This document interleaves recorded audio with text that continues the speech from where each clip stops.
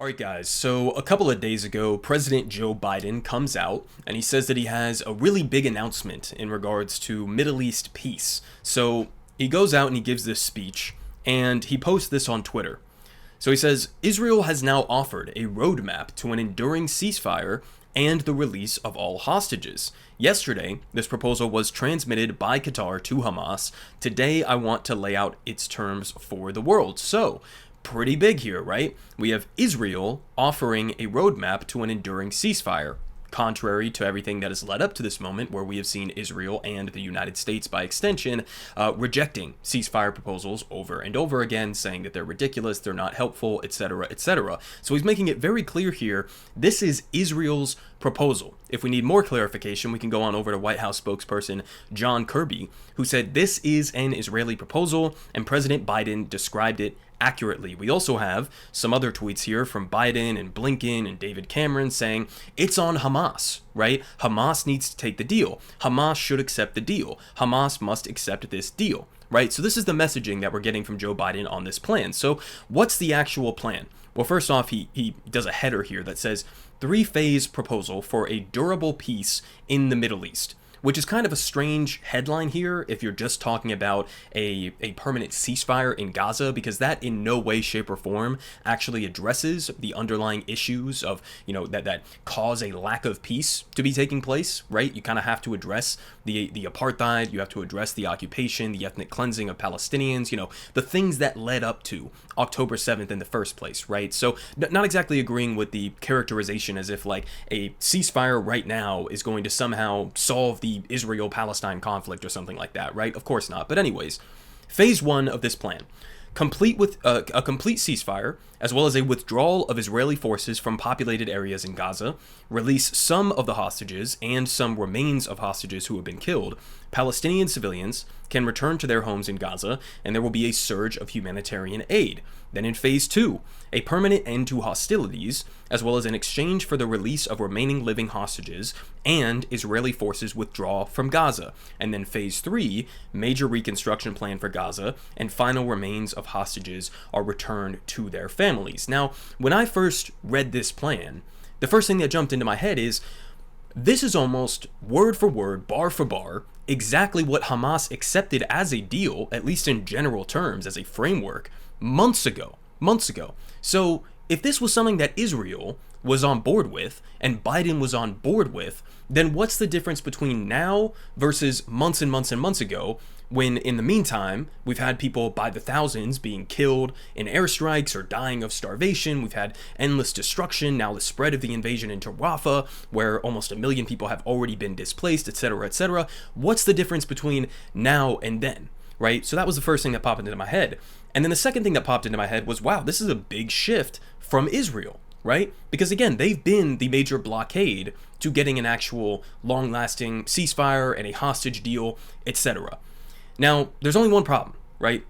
Which is that it seems like, if we just scroll down here a little bit to our boy Chen, that they must have forgot somewhere in this process to run this Israeli proposal for a ceasefire by the Prime Minister of Israel. So this was tweeted out almost immediately after. So from the official account of the Israeli PM, Israel's conditions for ending the war have not changed. The destruction of Hamas's military and governing capabilities, the freeing of all hostages, and ensuring that Gaza no longer poses a threat to Israel, whatever that means. Under the proposal, Israel will continue to insist that these conditions are met before a permanent ceasefire is put in place. The notion that Israel will agree to a permanent ceasefire before these conditions are fulfilled is a non-starter. So Benjamin Netanyahu just came out once again and gave Joe Biden the double middle finger straight to the face, right? He's spitting on him at this point. That it's a non-starter. This is something that they've been saying over and over again. This is an Israeli proposal. What did you mean by that? Was there like some member of the Knesset? Was it like some lower ranking member in Netanyahu's government? Who exactly, were the Israeli leaders that signed off to this plan if it wasn't Netanyahu, who at the end of the day is the main guy that you need to be on board for an actual ceasefire plan to be put into effect, right? So I mean, it's such a humiliation, such an embarrassment, and yet also entirely predictable. Entirely predictable. Now, I don't know if this was maybe like Joe Biden trying to maybe put pressure on Israel to maybe accept this plan and to say, well, maybe if I just come out and announce that it's their plan, then they'll just kind of go along with it. But that kind of goes against everything that they have been saying over the last couple of months, right? And we've seen the data in terms of how much is being projected that they've destroyed of the tunnels that Hamas uses in Gaza, the amount of Hamas's military force that they've actually taken out. They're nowhere close to completely eradicating Hamas, which is what they say is their main goal. You know, removing their government capabilities, which is an interesting thing to openly admit, but removing their governmental capabilities as well as their military infrastructure. You are nowhere close to doing that.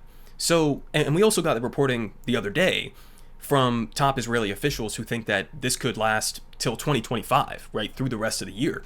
So the idea that they were just going to kind of like sign on to this because Biden came out and portrayed it as an Israeli plan doesn't really line up with everything that we know about what has been going on over the last couple of months. So a really interesting, a really interesting series of events that's been taking place over the last couple of days. We also had a couple other things here. We have from the Times of Israel that Israel won't end the war for a deal to free all the hostages, according to the Prime Minister's aide, who said to tell that to the families of the hostages. So you've had families of people who are being held in Gaza as hostages who have been protesting against Netanyahu because they know that he is the primary obstacle to getting a deal in place that actually safely returns the remaining living hostages from Gaza to Israel. So the hostage families know this. Apparently the Biden administration doesn't know this because they're trying to put pressure on Hamas to accept a deal that Hamas already said what was favorable in their eyes, and that Israel came out and immediately said they completely disagree with. So again, who's the real obstacle to getting an actual ceasefire right now? I think that's pretty explicitly clear. We also have this here from Barak Ravid, saying that ultranationalist ministers Ben-Gvir and Smotrich tell Netanyahu that they will leave the coalition and topple the government if the Israeli proposal for the hostage deal presented by Biden goes through.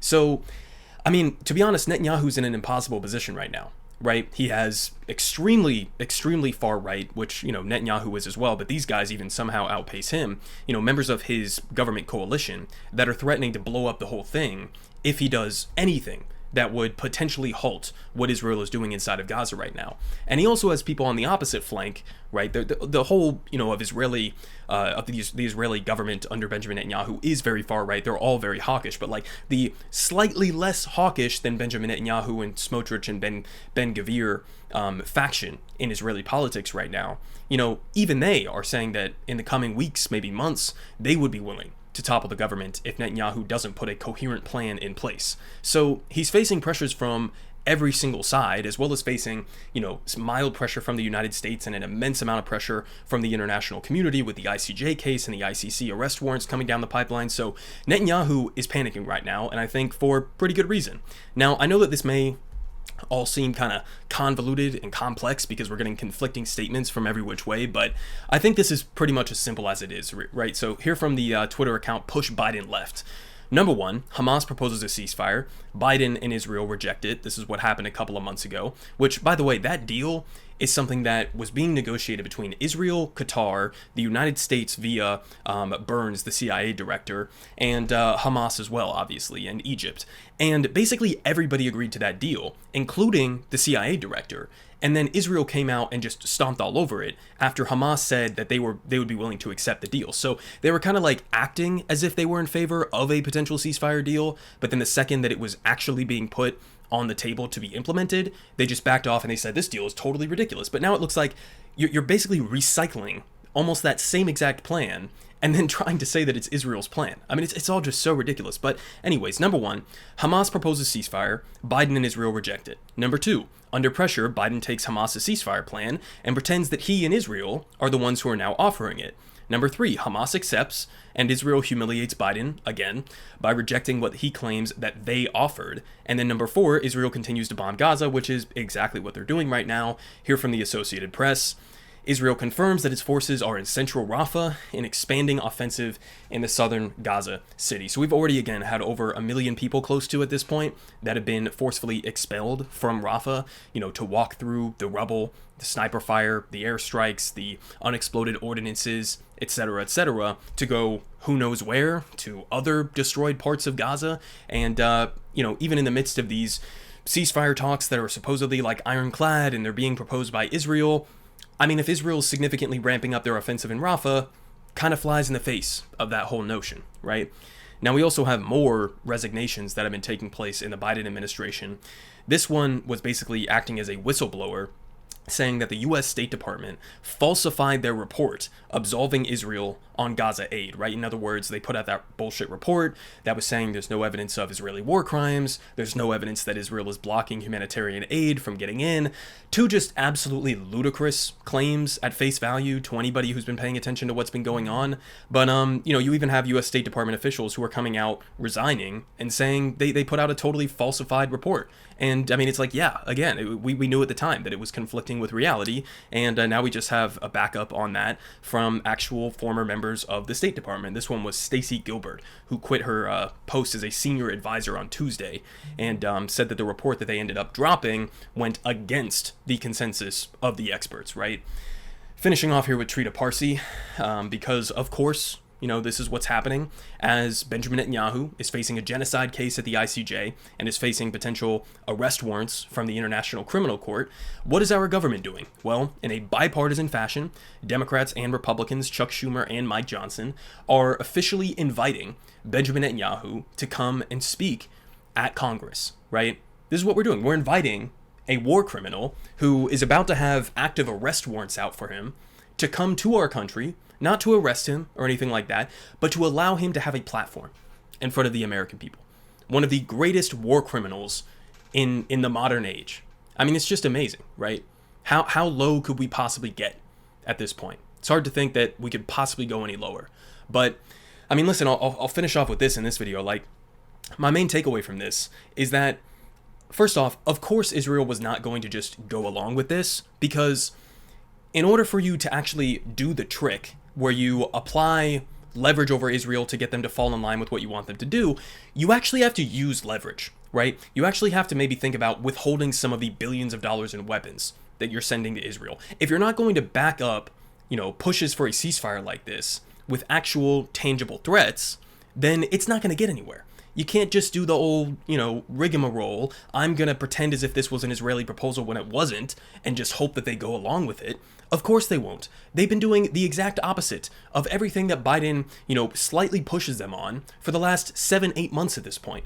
Nothing is going to change unless Joe Biden is willing to aggressively change policy when it comes to Israel and Gaza. And as of right now, even though he's pushing for this ceasefire, right, rhetorically pushing for this ceasefire and pretending that it's Israel's ceasefire proposal, he's still not willing to use that leverage. So I'm not going to believe that an actual ceasefire proposal is in the works, that it's going to be successful, until I actually see it.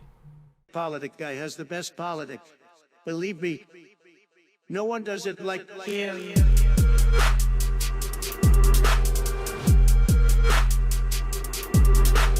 Believe me.